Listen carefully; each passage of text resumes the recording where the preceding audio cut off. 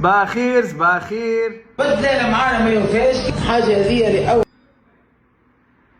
مرة تصير في صفاقس. يا صفاقس لحظة بالله عايش خويا قبل كل شيء يا اخي، مش ززار هذا ولا عينيا ولا مش فما جيكو معلق التالي ومرقاز اخي ززار ولا يبيع في خبزة الجاتو نتاع راس العام ولا كيفاش؟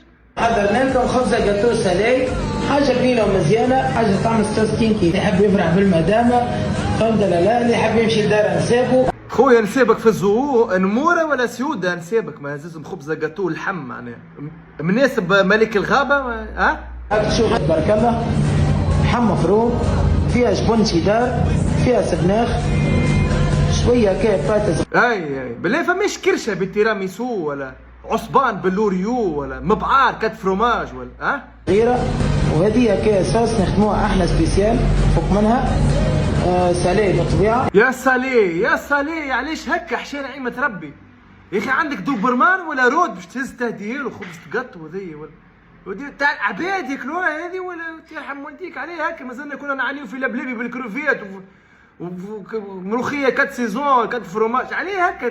علاش هكا تعبين معاكم في تونس عليه؟ هذه كي تتباع بالميزان بالكيلو، نرميو على الميزان باللي تطلع.